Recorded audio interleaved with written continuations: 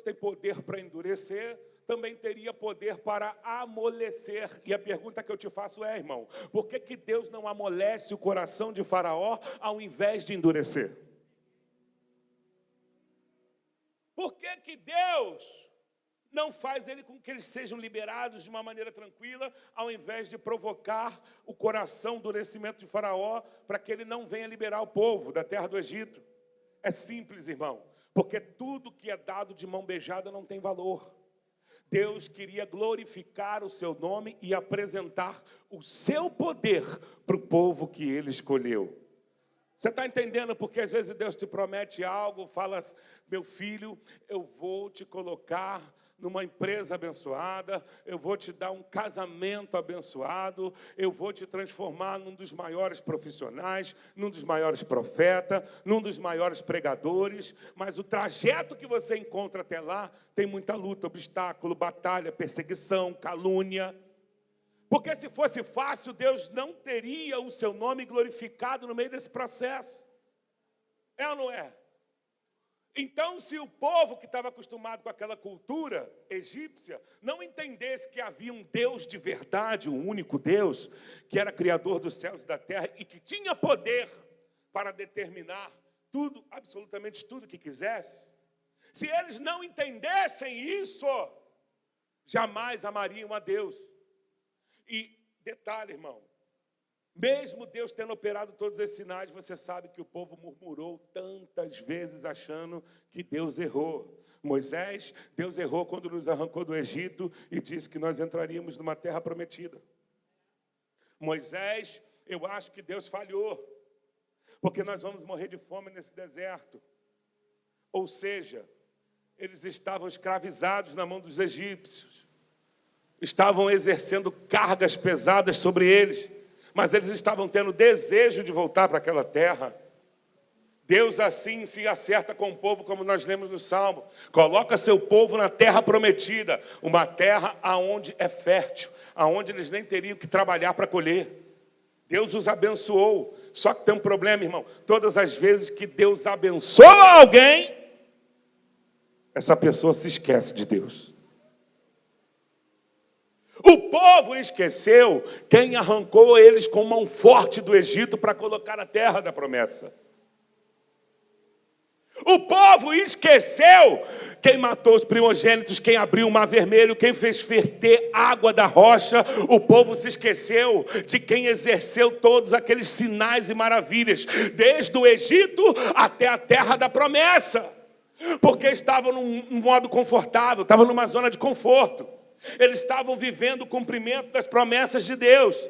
E aqui que vai o alerta para a igreja. Todas as vezes que se cumprir uma promessa de Deus na sua vida, irmão, começa a ficar assustado, começa a ficar atento, porque há um risco muito grande de você entrar numa zona de conforto e esquecer quem foi que cumpriu a promessa na tua vida.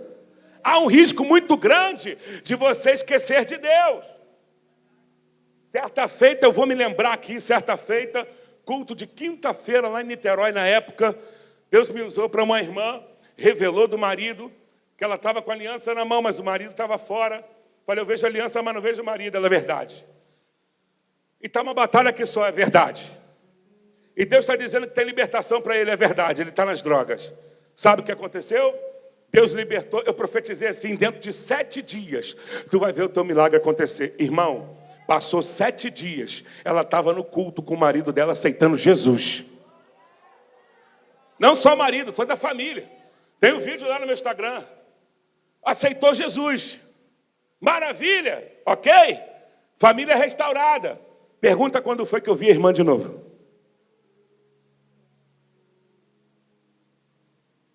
Essa é aquela hora que você fala assim, glória a Deus. Aleluia. Pergunta quando foi que eu vi aquela mulher de novo. Porque para procurar o milagre, tem muita gente para falar aqui: Senhor, restaura meu casamento, restaura a minha família, salva a minha empresa, salva o meu emprego, salva o meu ministério. Mas na hora que acontece o milagre, muita gente foge. E Deus está procurando o seguinte: Ele vai mandar curar 10 leprosos, mas tem um que volta falando: Senhor, muito obrigado. E Ele vai dizer: cadê os outros 9? Não voltaram para glorificar? Senão esse estrangeiro, esse gentio. Vai, porque a tua fé te salvou. O milagre não é para quem recebe a transformação lá fora. O milagre é para quem entende que o dono do sobrenatural tem capacidade para te salvar, te colocar na vida eterna. Ei, a proposta continua sendo o céu. Ainda é, irmão.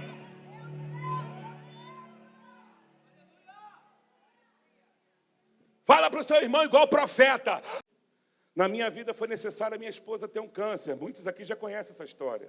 Ela está ali embaixo sentada. Mas para a glória de Deus, depois de todo o reboliço, nós viemos voltar para a casa do Senhor. E hoje eu estou no altar como um pastor da igreja do Senhor. Eu tenho uma notícia para te dar, irmão. Ou melhor, deixa eu te contar um segredo. Antes eu murmurava: Deus, por que isso não veio em mim? Eu suportaria mais fácil. E Deus, é justamente por isso. Porque por você entregava os pontos, mas por ela eu tenho que ajoelhar no chão e orar. E pensa numa campanha, irmão: banheiro, oração, 2 horas de oração, 2 anos jejuando. E Deus: não é assim. Calma, meu filho, você está quase chegando lá. Quando nós entramos na posição, Deus realizou um milagre. Era só para entrar na posição. E eu falei: meu Deus, foi o período mais difícil, mas também foi o melhor período, porque eu voltei para os caminhos do Senhor. Eu voltei a te encontrar. Agora eu vivo o sobrenatural de Deus. Foi aí que eu fui cheio do poder de Deus. Foi aí que Deus derramou unção sobre a minha vida. Ei, eu estou falando para você que tem deserto que não é para te matar. Esse deserto que tu está passando é só para tu entrar na posição. Esse deserto que tu está vivendo é só porque Deus quer você mais perto. Ei, acabou o tempo de fugir de Deus. Acabou o tempo de você fugir. E eu vou encurtar. Acabou o tempo, irmão. Esse deserto que você está passando não é para a morte. Essa perseguição, essa luta, é só porque debaixo dessa luta você fica mais pertinho de Deus. É ou não é? Ó, vou te contar outro segredo. Deus ama quem é sincero, viu? Deus ama quem é sincero. Deus não está atrás de alguém que arrote uma santidade. Deus está atrás de alguém que fale assim: Senhor, sem ti eu não consigo, não tenho capacidade, sem o teu Santo Espírito não dá, porque eu sou pecador, eu sou falho, eu sou errante. Ontem eu xinguei, ontem eu estava desviado, ontem eu já não queria ir mais para a igreja, eu tive raiva, eu tive ira, meu Deus, eu não sou digno de estar aqui dentro. Aí Deus se levanta do trono e falou: agora eu vi, agora eu encontrei sinceridade no coração, porque basta você reconhecer. Se você reconhecer, eu te envio o ajudador. E se o ajudador chegar, se prepara, porque onde o Espírito Santo de Deus passa, um milagre acontece. Entende isso? Hey. E o perigo de ter uma fumaça que vai deixar o show bonito, aonde tenha louvores bonitos, gente famosa, e Deus está falando: ei! Eu só estou procurando verdadeiros adoradores. Eu não estou procurando um templo bonito. Eu estou procurando alguém que tem coragem de engrandecer e exaltar o nome dele. Alguém que tem a coragem de correr à presença dele. Eu só estou procurando alguém que me ame acima de todas as coisas de verdade e que não perca tempo com nada. Hey! Alabacicandra babaracia, remebecou-me a sébia.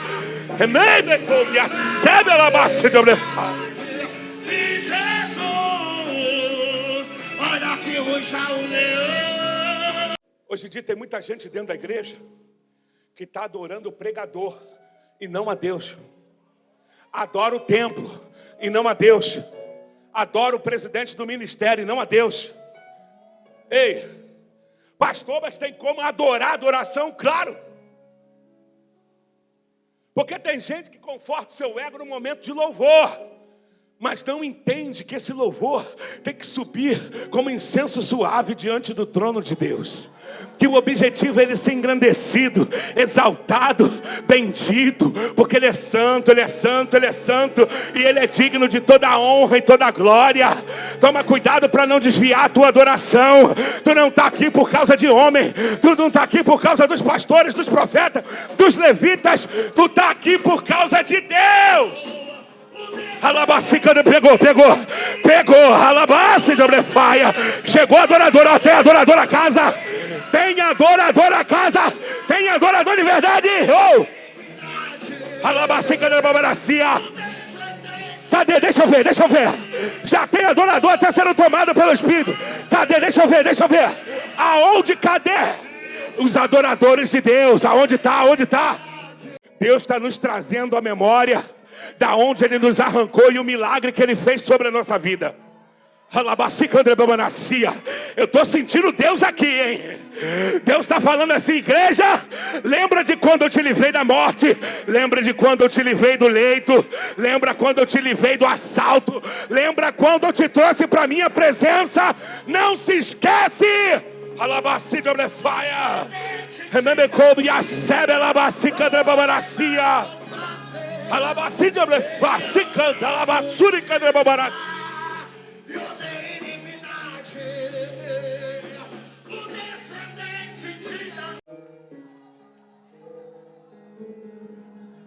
Seja adorado, Jesus.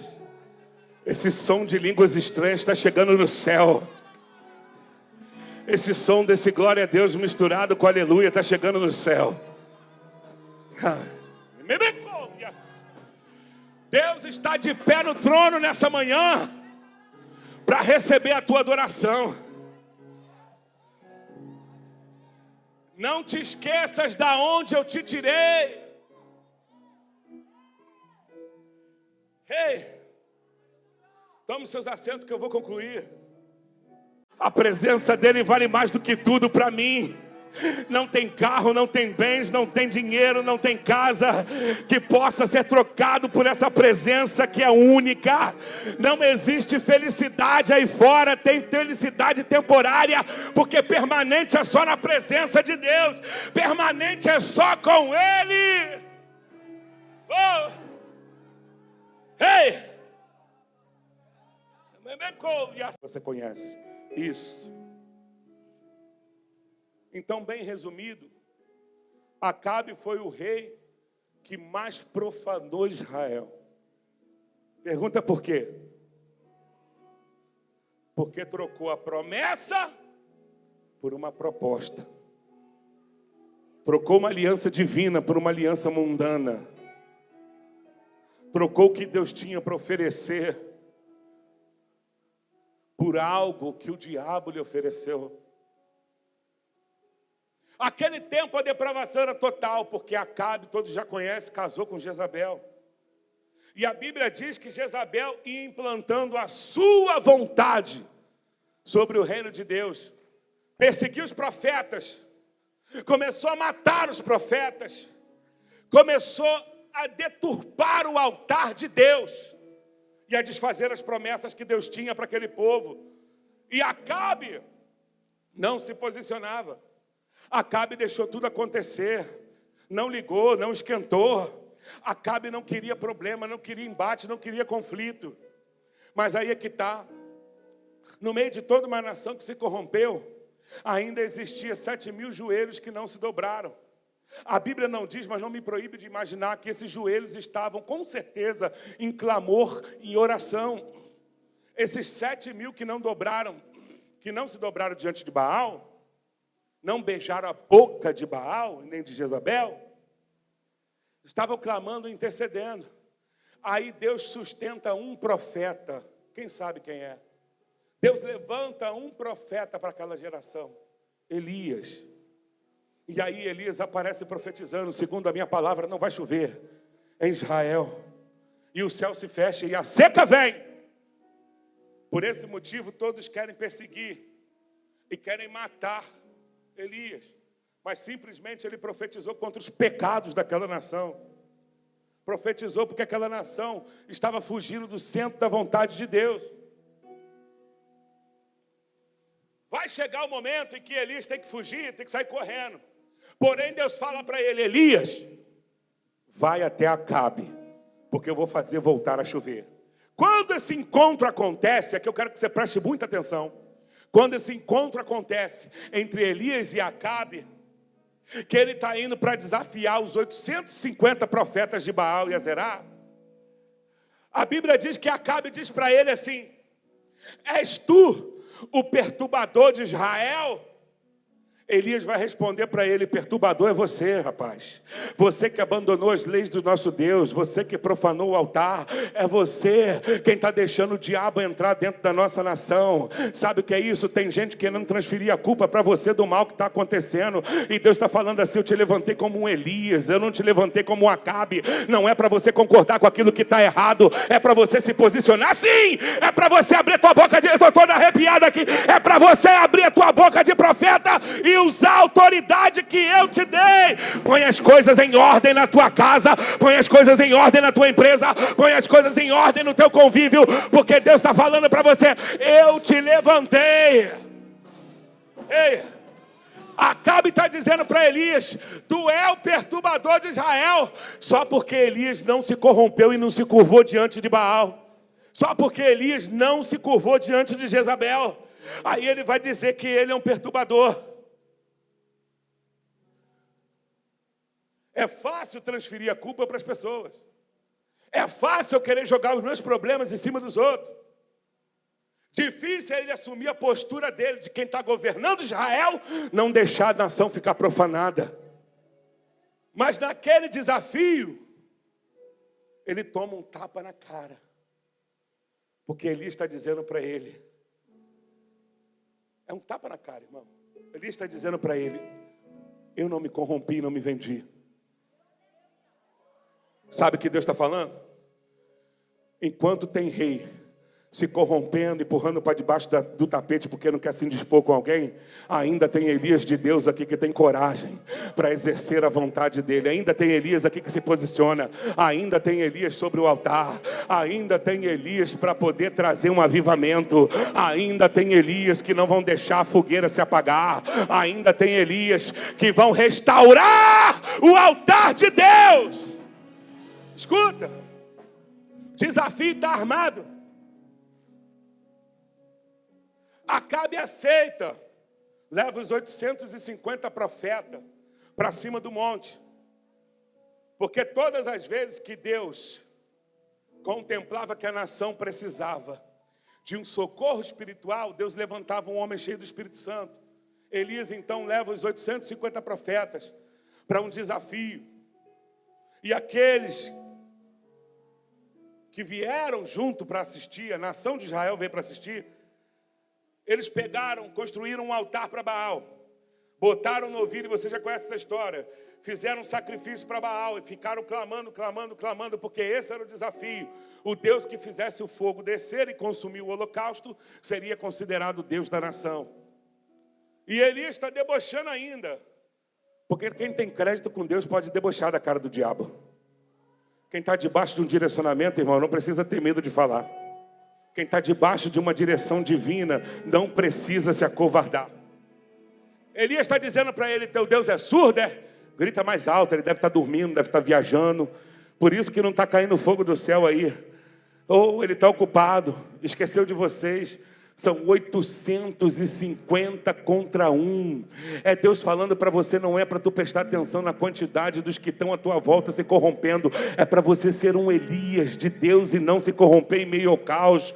Se estão adorando outros deuses, se estão se curvando, se estão se vendendo. Mas está todo mundo se vendendo, pastor. Está todo mundo aceitando a propina, está todo mundo aceitando tudo que é errado, não tem problema. Você ainda é um Elias de Deus. Profetas de Baal estão desesperados. Elias está tranquilo, porque ele sabe quem mandou ele para aquele encontro. Eles tentam, não conseguem. Quando chega a vez de Elias, profetas, fala: agora é minha vez. Se afasta, sai. Elias pega 12 pedras, e está escrito na palavra, representando as 12 tribos de Israel. Elias está reconstruindo o altar. pedra por pedra. Está reparando o altar. Porque a primeira coisa que se a gente quer trazer a presença de Deus, a gente precisa reparar o nosso altar. Elias está botando 12 pedras. Mas por que, pastor, as 12 tribos? Simples. É Elias refazendo o posicionamento sobre a promessa. Eu vou falar de novo. É Elias dizendo assim: Senhor, se não acreditam, problema deles. Mas eu acredito, a promessa está de pé. Nenhuma tribo fica para trás. A promessa está de pé. Eu não desisti. O altar está reparado. As 12 pedras estão representando as 12 tribos. Ele pega o holocausto, reparte, coloca sobre o altar. E está todo mundo assistindo. Elias vai passar vergonha. Elias vai ser humilhado diante de todo mundo. O que eles não sabiam, irmão, é que toda vez que pessoas se corrompem, Deus levanta alguém para restaurar o altar. Elias tinha uma missão: trazer Deus novamente para a nação. A Bíblia diz que quando ele bota o holocausto sobre o altar, ele vai orar 56 palavras. Isso não dá nem 1 minuto de oração, meu irmão. Isso dá 1 minuto de oração. 56 palavras ele ora. E a Bíblia diz que o fogo desce sobre o altar, consome o holocausto. E todo Israel começa a gritar: só o Senhor é Deus. Só o Senhor é Deus. Ninguém mais vai adorar a Baal. Ninguém mais vai adorar a outros deuses. Sabe o que Deus está falando? São 50 e poucas palavras. É 1 minuto de oração para quem tem crédito no céu. E quem está debaixo de um direcionamento tem crédito com Ele. Deus está levantando Elias aqui nessa manhã, porque tu não vai precisar orar 2 horas. Tu não vai precisar passar 40 dias no monte, porque basta uma oração com crédito que você tem com Deus, que o milagre vai acontecer. Deus está falando: tu vai orar por 1 minuto, a tua família vai ser transformada. Tu vai orar por 1 minuto, a tua igreja vai ser transformada. Tu vai orar por 1 minuto, o teu filho vai ser resgatado. Tu vai orar por 1 minuto e a cura vai acontecer. Alabacicante para Manacia.